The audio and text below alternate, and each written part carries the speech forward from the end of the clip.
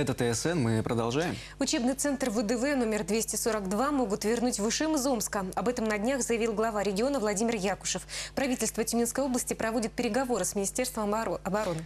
Напомним, что 2 года назад Ишимский войсковой учебный центр был переведен в Омскую часть, где недавно произошел трагический случай с обрушением здания казармы.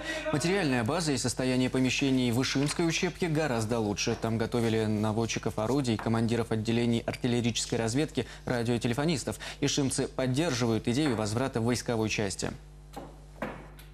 Воинская часть на протяжении с 1993 года работала плотно и с городом по военно-патриотическому направлению. Все мероприятия городские и областные, а также мы выезжали в Свердловскую область, проводились совместно с воинами-десантниками этой части. Поэтому я смотрю только положительно. Школьникам